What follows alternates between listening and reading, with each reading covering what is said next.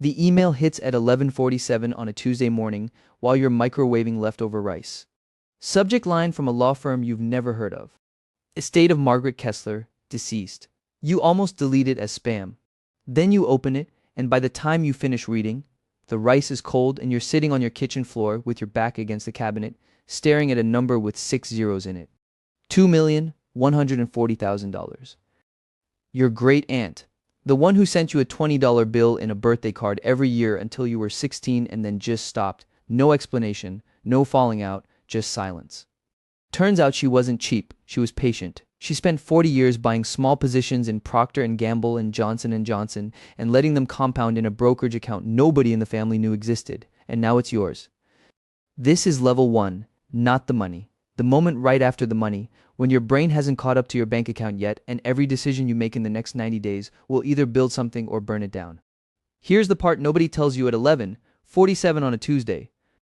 Most people who inherit real money don't have it in 5 years. Depending on which study you look at, somewhere between a third and 70% of inherited wealth is gone within 3 generations, and a huge chunk of that isn't grandkids blowing it on yachts. It's the first generation, the direct heir, the person standing exactly where you're standing right now, making completely reasonable sounding decisions that add up to nothing. A slightly nicer car because you deserve it. A kitchen renovation because you're already spending money on a lawyer. So what's a little more? A safe investment some guy at a dinner party mentioned that turns out to be neither safe nor an investment. None of it feels reckless in the moment. That's the trap. Lifestyle creep doesn't announce itself. It just quietly rearranges your life the same way Priya's coat rearranged yours, one reasonable upgrade at a time, until you look up and the 2 million has a lot fewer zeros than it used to. So, level 1 isn't about growing the money. Level 1 is about not bleeding out before you even start playing the game. And the first rule of level 1 is almost insultingly simple. You do not touch it. Not for 30 days, ideally 90. You let it sit exactly where it landed, in whatever account or brokerage it arrived in, and you do nothing except breathe and read and talk to professionals who are not your cousin's friend who does crypto. This isn't superstition, it's just math on your nervous system. Grief and windfall hitting at the same time is a documented disaster combination because grief makes you impulsive and windfall makes impulsive decisions expensive. The freeze period isn't losing you money. $2 million sitting in a money market account for 90 days is still earning something. What it's protecting you from is the version of you that wants to feel something about all of this immediately and mistakes spending for feeling. While you're freezing the big number, you handle the boring stuff, and the boring stuff matters more than people think. You update your will, or you write one for the first time if you're honest with yourself and never had one, because right now, if something happened to you, this money goes exactly where state law says it goes, not where you'd want it to go, and state law does not know your little sister needs it more than your estranged father does. You go through every account you own and check the beneficiary designations, because here's the thing almost nobody knows, a beneficiary designation overrides your will. You can write the most beautiful lawyer-approved will in the world, and if your old 401k still lists an ex-girlfriend from 2016 as the beneficiary, she gets the money. Not your spouse. Not your kids. Her. It happens constantly, and it happens because updating a beneficiary form feels like the least urgent task in the world right up until it's the only one that mattered. Then there's the piece that sounds almost too unglamorous to bring up at a party, and that's exactly why it works: umbrella insurance. A basic policy that sits on top of your home and auto coverage and protects you if someone sues you for more than those policies cover. It costs maybe $300 or $400 a year for $1 million of coverage. You didn't need it when you had $11,000 in savings because nobody sues someone with $11,000. You need it now because you are, whether it feels like it or not, a target. A fender bender that used to be a $2,000 headache can become a lawsuit against your net worth the second that net worth becomes visible in a deposition. Level 1 is you quietly building walls before anyone else even knows there's something inside them worth attacking. Level 2 is where the money stops being an inheritance and starts becoming an operation. Because right now, functionally your $2 million is just sitting in an account with your name on it, mixed in the same mental category as your rent money and your grocery budget, and that is exactly how you accidentally spend a family's future on a kitchen island. The fix isn't complicated, but it changes everything. You set up a holding structure. For most people at this stage, that's either a simple LLC or a basic revocable trust, something that exists before you invest a single dollar, not after. This isn't about hiding money or dodging taxes whatever your uncle implies at Thanksgiving. It's about drawing a hard line between money I live on and capital that works. The second that line exists on paper, something shifts in your own head too. You stop asking, can I afford this, using the same account that funds your future, and you start asking whether an expense belongs to you, the person, or to the entity that's supposed to be building something that outlasts you. Which is why the bank matters more than you'd think. A regular checking account at your regular branch, the one built for direct deposits and grocery runs, was never designed to hold family capital, and it shows the moment you need anything more sophisticated than a debit card. You open a separate relationship, sometimes at the same bank, often through a private client or wealth division, sometimes through a custodian built specifically to hold investment assets, and you keep it completely separate from the account that pays your phone bill. Not because anyone's watching, because you are. Every time you glance at that separate balance, you're supposed to feel a slightly different feeling than you feel checking your personal account, and that feeling is the entire point. It's the difference between money that reacts to your mood and money that runs on rules. Because that's the real unlock of level 1 and 2, the thing that separates the people who still have their inheritance in 10 years from the people telling a sad story at a bar. You stop treating $2 million like a windfall that happened to you, and you start treating it like a business asset that now works for you, with its own accounts, its own protections, its own rules that don't bend just because you had a bad week. The freeze isn't forever. The boring paperwork isn't the fun part. But it's the floor everything else gets built on, and you can't build a family office on a foundation that's still bleeding money nobody noticed leaving. Level 3 starts the day you realize a single brokerage account, no matter how well it's performing, is not a strategy. It's a habit. And $2 million sitting in one place, even a good place, is the financial equivalent of putting your entire life savings on one horse, because the horse seems nice. So this level is about spreading the money out on purpose, not because diversification is a buzzword your financial advisor's intern put on a PowerPoint slide, but because concentration is how fortunes actually die. You build 3 buckets: a cash reserve, 6 to 12 months of real expenses, sitting somewhere boring and liquid, a high-yield savings account or a money market fund, earning a little touchable in a day if you need it.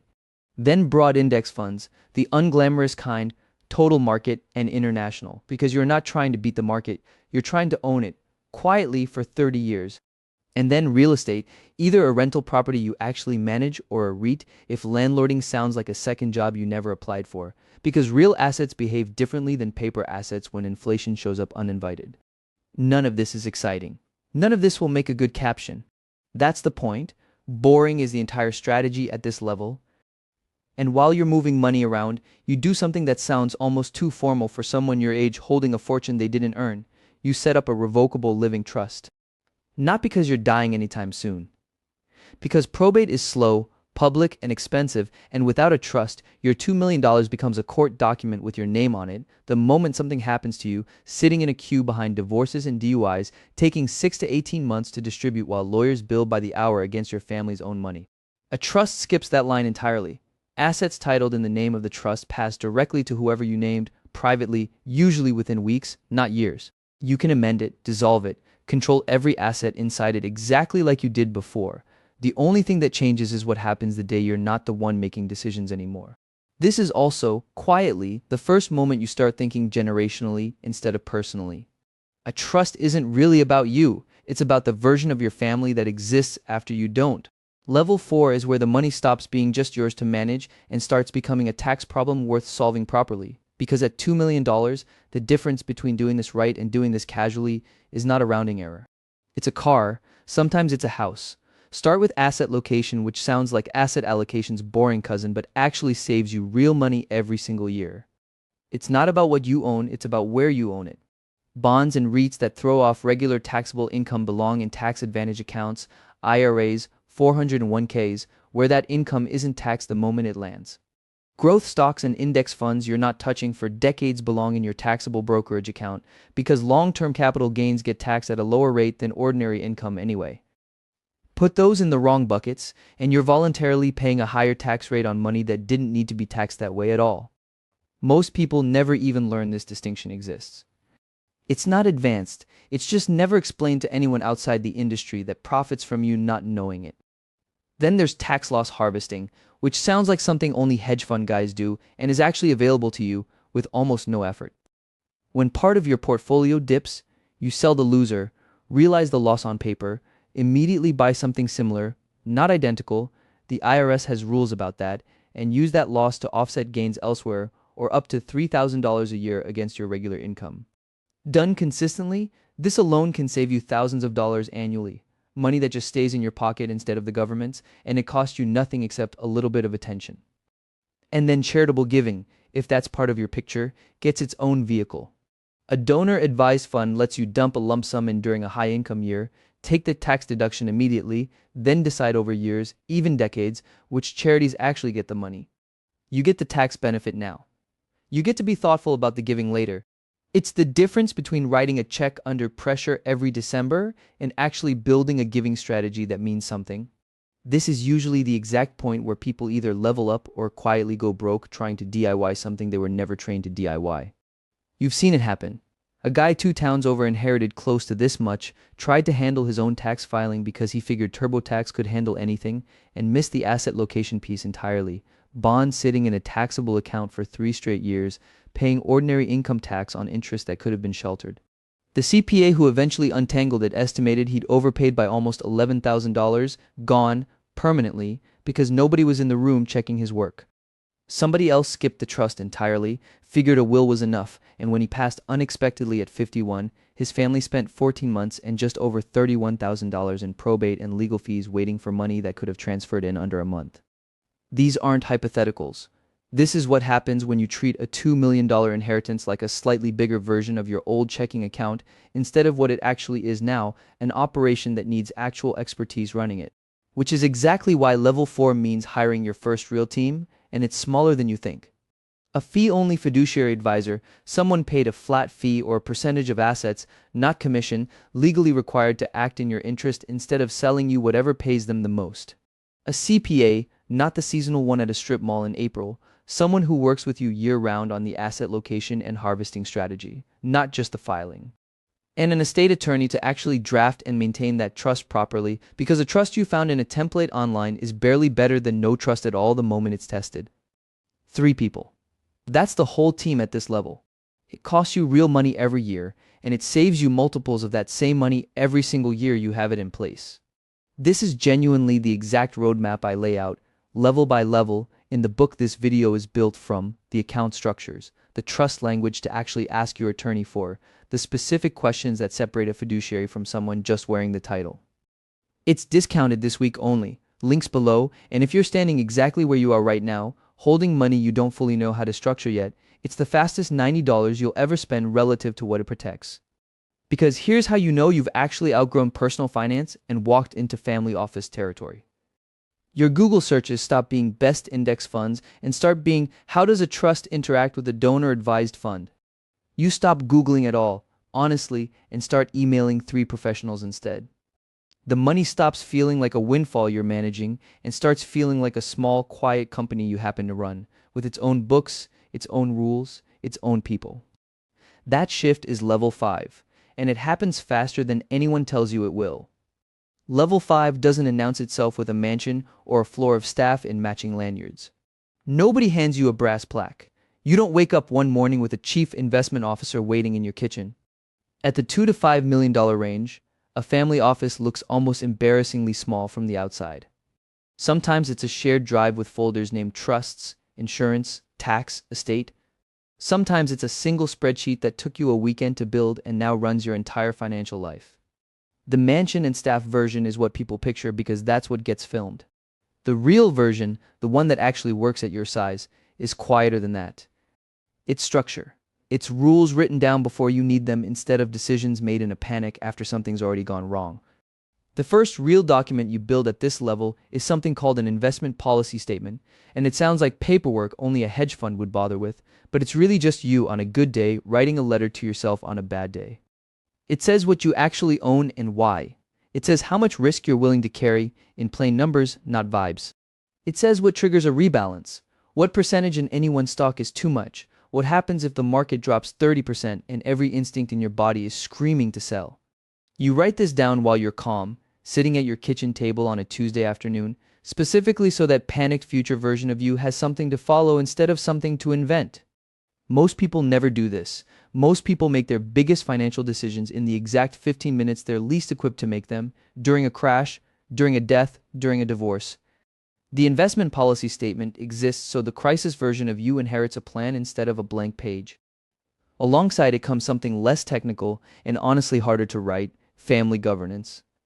It's not a legal document most of the time. It's a conversation put in writing about what this money is actually for. Does it pay for education? And if so, whose and until what age? Does it fund a first house down payment? Or does it stay untouched until you're gone? Who gets access to information about it? And at what age do your kids start seeing real numbers instead of vague reassurances that everything's fine? Families that skip this part don't usually explode over the money itself. They explode over the ambiguity around it. One sibling assumed the trust would cover grad school. Another assumed it wouldn't. Nobody wrote it down, so now it's a fight instead of a fact. Which brings you to the part of level 5 that actually matters more than any spreadsheet: preparing the next generation, because there's a phrase that follows money like a shadow across almost every culture on earth. Shirt sleeves to shirt sleeves in 3 generations. The first generation builds it. The second generation maintains it, mostly by accident, riding the momentum of habits they watched but never had to form themselves. The third generation, the one that never saw the sacrifice, never felt the scarcity, never had to build anything, is statistically the one that loses it. Not because they're careless people, because nobody taught them what the money actually costs to keep, only what it's capable of buying. You've already seen a preview of exactly how this rot starts. Remember the coat. Remember 4 days turning into $600 you didn't have. Chasing a standard a gift quietly set without asking your permission. That's the shirt sleeves curse in miniature, compressed into a single week instead of a generation. It's not one dramatic collapse. It's 1,000 small recalibrations of what feels normal, each one reasonable on its own, each one moving the baseline a little higher, until the grandkids are financing a lifestyle the money was never actually built to sustain, and nobody remembers the version of the family that used to check the price of things. So the actual work of level 5 is teaching the next generation before the money teaches them a worse lesson on its own. That means real conversations at real ages, not one uncomfortable sit down at 18 right before they leave for college. It means kids seeing a bank statement before they're allowed to see a trust document. It means somebody explaining plainly that a fee-only fiduciary exists and what one costs and why that number is smaller than what it protects. It means the difference between an inheritance and an education about the inheritance, because money handed to someone who is never shown how it behaves doesn't behave for very long. At some point in level 5, you'll also face a decision most people at your size don't realize is even a decision. Do you build all of this yourself, hiring your fiduciary advisor, your CPA, your estate attorney separately and coordinating between them on your own? Or do you pay for an outsourced family office service that bundles all of it under one roof, one point of contact, one set of eyes that sees the whole picture instead of 3 specialists who never talk to each other? Below roughly 5 million, outsourced usually wins on cost. Because a full in-house team with dedicated staff doesn't make financial sense yet, you'd be paying salaries larger than the problem they're solving. Above that, once the complexity multiplies, multiple properties, a business interest, several trusts talking to each other, the math starts to flip and building something closer to in-house starts paying for itself. Knowing which side of that line you're on is, itself, the level 5 skill. Most people never even realize the line exists, so here's the whole climb, laid out as a checklist you can actually hold in your head. Level 1, stop the bleeding. Don't touch the money for 30 days. Don't tell people. Don't buy anything that depreciates before you've built a plan. Level 2, park it safely. High-yield savings, T-bills, a fiduciary conversation before a single dollar moves anywhere permanent. Level 3, spread it out on purpose. 3 buckets: cash, index funds, real assets, and a trust so probate never touches your family. Level 4, solve the tax problem properly. Asset location, tax loss harvesting, a donor-advised fund if giving matters to you, and your first real team: advisor, CPA, attorney. Level 5, build the structure that outlives you, an investment policy statement, family governance in writing, the next generation actually taught instead of just handed a number. Here's the expensive mistake sitting quietly inside this exact level, the one nobody warns you about because it doesn't show up right away. Families who skip the governance conversation, who never write down who gets what and when and why, don't usually feel the cost immediately. It surfaces 12 to 18 months after a death or a divorce, when assumptions collide and lawyers get paid by the hour to sort out what a single honest conversation could have settled for free. That bill routinely runs into the tens of thousands of dollars, and it's completely avoidable. Every level in this climb, every document, every question to ask your attorney, every number to actually run before you hire anyone, it's laid out step by step in the book this video is built from. Links in the description. Go build the structure before you need it.